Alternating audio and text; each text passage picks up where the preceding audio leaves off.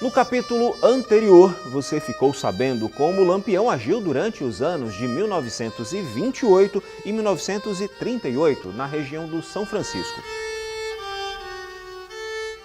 Hoje, você vai conhecer os detalhes do ataque da polícia à Grota do Angico, que resultou na morte dele, de Maria Bonita e de parte do grupo de Foras da Lei.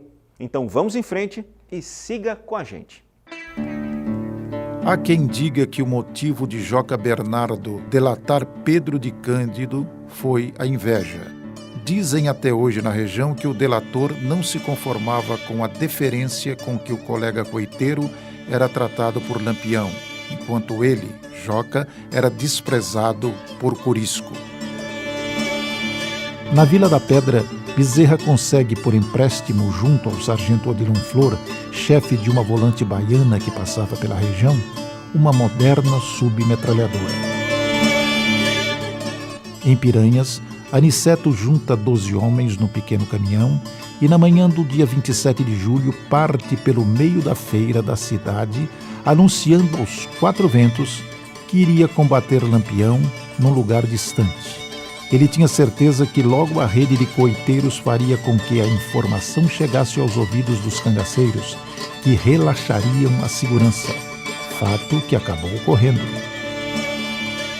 No início da tarde de 27, Bezerra, que traz consigo o aspirante Ferreira, cuja volante estava na área, vai ao encontro de Aniceto no meio da caatinga.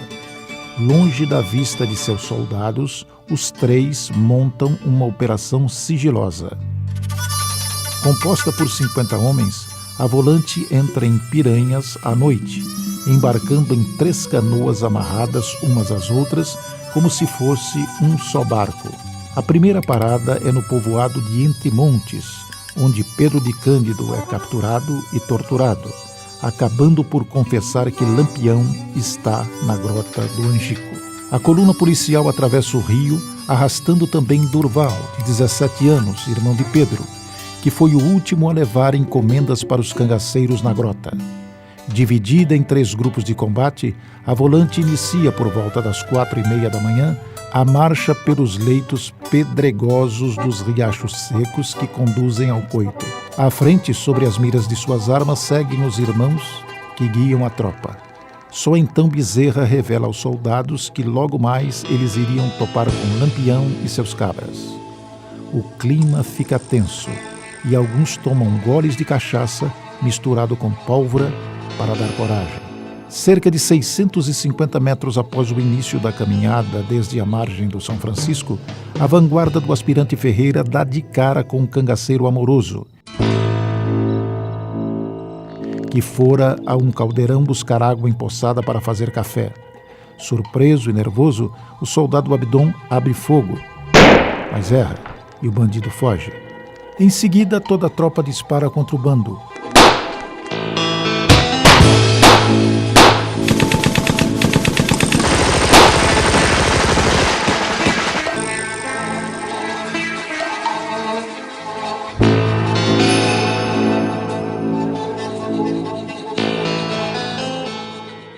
Lampião, já caído, é fulminado por um tiro de misericórdia na cabeça, enquanto outros soldados lhe desferem coronhadas no crânio.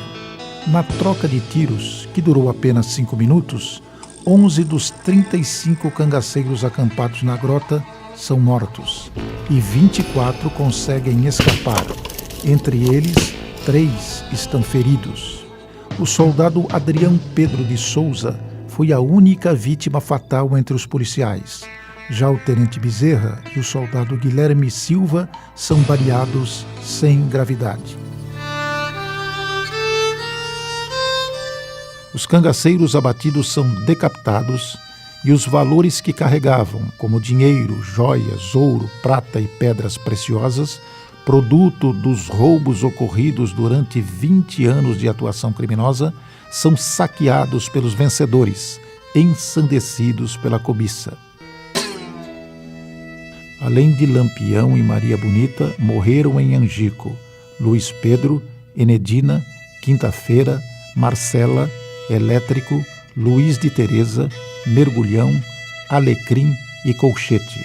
Entre os 24 bandoleiros que escaparam do confronto estava José, um jovem de 17 anos, sobrinho de Lampião, filho de Virtuosa, que entrara no cangaço apenas 3 dias antes do tiroteio que pôs fim à vida do tio famoso.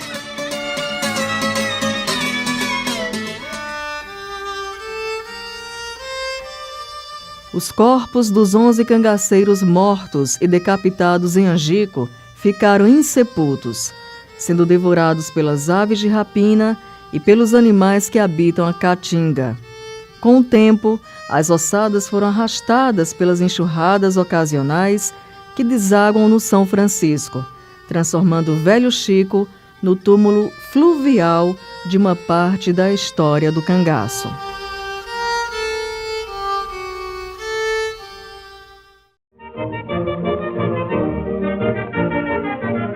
Não vim ao mundo pra chorar miséria e também não gosto de te ouvir chorar. Não vim ao mundo para ouvir lamúrias, pois eu nesta vida quero só gozar. Não vim ao mundo pra chorar miséria e também não gosto de te ouvir chorar. Atenção, amigo ouvinte, interrompemos nossa programação para uma notícia de última hora. A Rádio Mandacaru, a voz das Caatingas, informa em edição extraordinária. E atenção, muita atenção! Porto da Folha, Sergipe, manhã de quinta-feira, 28 de julho de 1938, urgente. Nosso correspondente no estado de Sergipe acaba de informar que o cangaceiro Lampião foi morto hoje na Grota do Angico, localizada no município de Porto da Folha, às margens do rio São Francisco, distante 198 quilômetros de Aracaju. Virgulino Ferreira da Silva, que há 20 anos aterrorizava os sertões de 7 dos 9 estados nordestinos, morreu por volta das 5 horas e 20 minutos desta manhã de quinta-feira, juntamente com a sua companheira Maria Bonita e mais 9 companheiros de crime.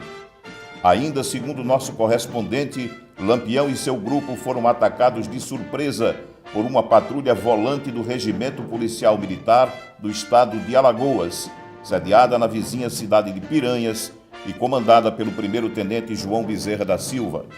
Outras informações recebidas via telégrafo dão conta de que os 11 bandidos mortos tiveram suas cabeças decepadas e que o soldado Adriano Pedro dos Santos, conhecido como Adrião, morreu em combate, ficando feridos o comandante Bezerra e o soldado Guilherme Francisco da Silva. Informou a Rádio Mandacaru em edição extraordinária, num oferecimento do querosene Jacaré, o combustível do Brasil moderno. Piranhas, Alagoas, tarde de quinta-feira, 28 de julho de 1938, urgente. Nosso correspondente no estado de Alagoas acaba de confirmar que as cabeças de Lampião, Maria Bonita e de mais 9 cangaceiros mortos na manhã de hoje, na Grota do Angico, em Porto da Folha, em Sergipe, estão expostas neste momento na escadaria da Prefeitura de Piranhas, juntamente com armas, chapéus, cartucheiras e outros objetos pessoais dos membros do bando.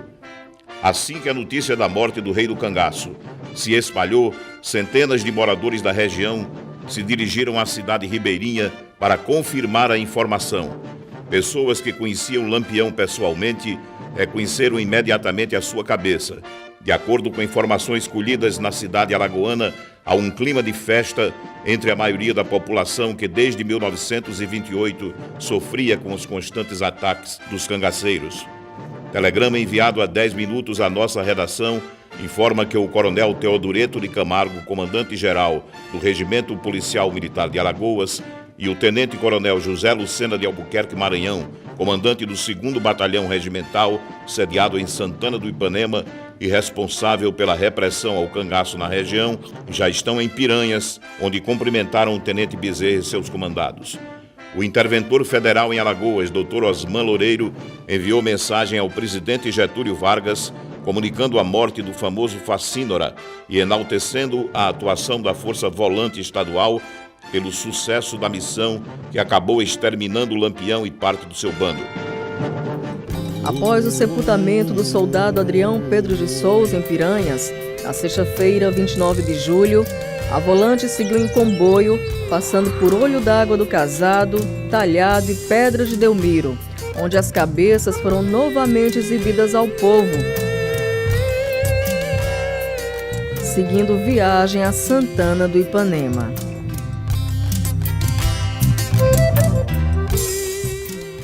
Acaba de chegar a esta cidade, sede do 2º Batalhão de Polícia, o cortejo trazendo a cabeça de Lampião Maria Bonita e mais 9 cangaceiros mortos na manhã de anteontem na Grota do Angico, em Sergipe.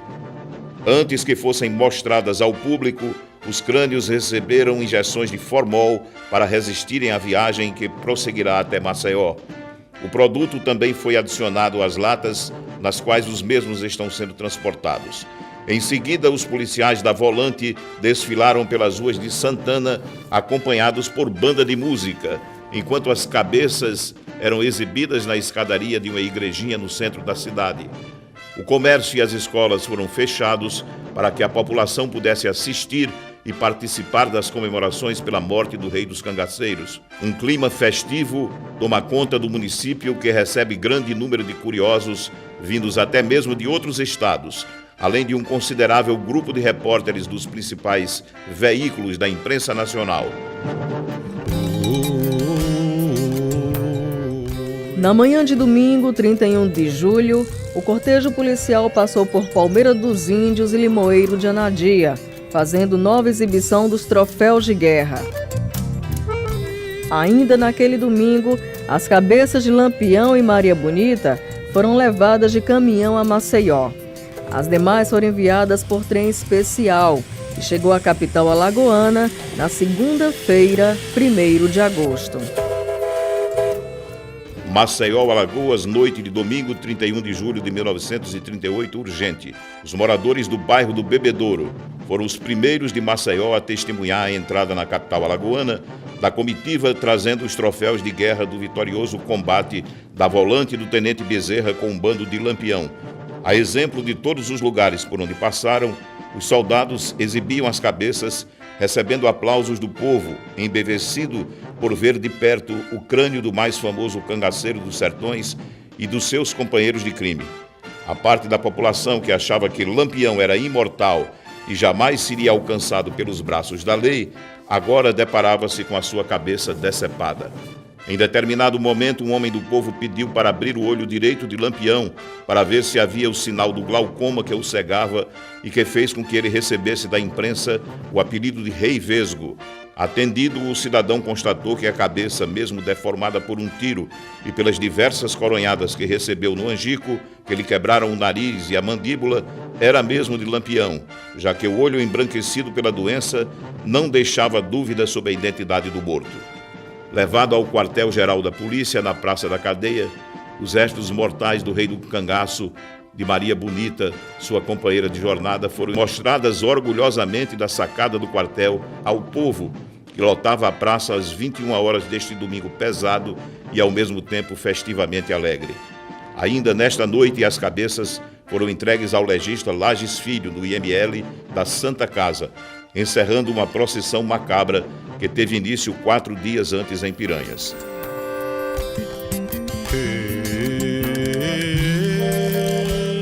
Após a autópsia feita na Santa Casa, as cabeças de Lampião e Maria Bonita foram remetidas para o Instituto Nina Rodrigues, em Salvador, onde permaneceram expostas por 30 anos. Em 6 de fevereiro de 1969, foram sepultadas por ordem judicial no Cemitério dos Lázaros, na capital baiana, juntamente com as de Azulão, Zabelê, Canjique e Maria Dora, cangaceiros eliminados em 1933, em Monte Alegre, na Bahia.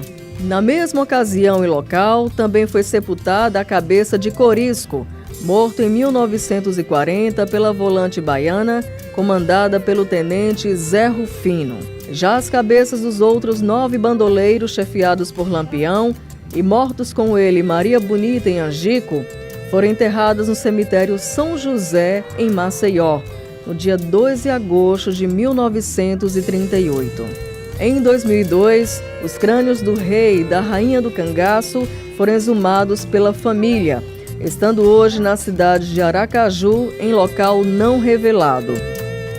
Informou a Rádio Mandacaru em edição extraordinária, no oferecimento do Querosene Jacaré, o combustível do Brasil moderno.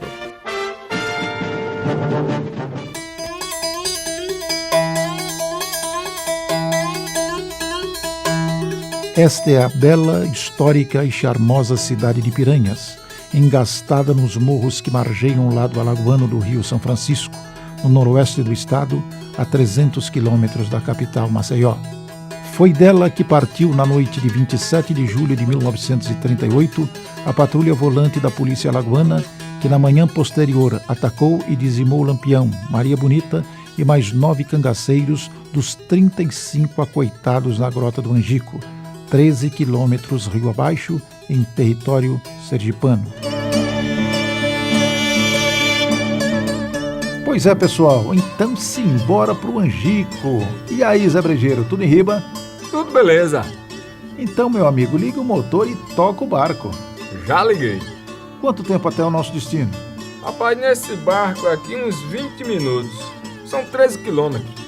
Certo, certo. E você, Lindaura, tá confortável por aí? Tô sim, tudo certinho. Então vamos lá refazer o caminho das volantes daquele 28 de julho de 1938. Escuta, você acredita que as armas automáticas utilizadas pelas volantes, como as submetralhadoras, tiveram realmente um papel fundamental na derrota dos cangaceiros em Angico?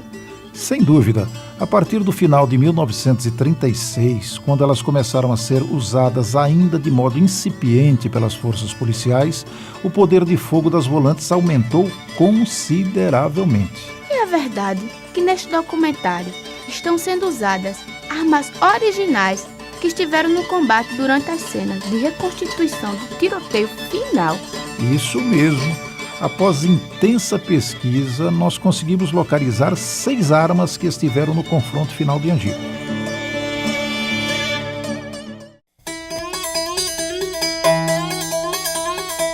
Na busca pelas armas que foram utilizadas pela tropa volante alagoana, comandada pelo tenente João Bezerra, durante o ataque à Grota do Angico, em 28 de julho de 1938, nossa equipe esteve no Museu Particular do escritor e historiador João de Souza Lima, na cidade de Paulo Afonso, estado da Bahia, região do Raso da Catarina, onde Lampião e seu bando atuaram com muita intensidade.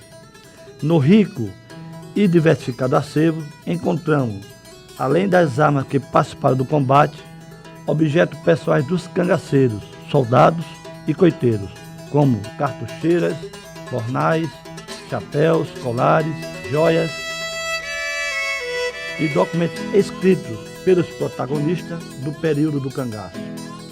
Posteriormente, fizemos gestões junto à Polícia Militar do Estado da Bahia, onde localizamos a submetralhadora Bergman, emprestada pelo sargento Odilon Flor, da volante baiana, ao tenente João Bezerra, na véspera do combate do Angico. No terceiro capítulo de Os Últimos Dias do Rei do Cangaço, você vai saber que tipo de armas foram utilizadas durante o tiroteio travado em Angico, o último covil dos bandoleiros, bem como as versões sobre a morte de Lampião. Então fique ligado e embarque com a gente nessa aventura pelo tempo.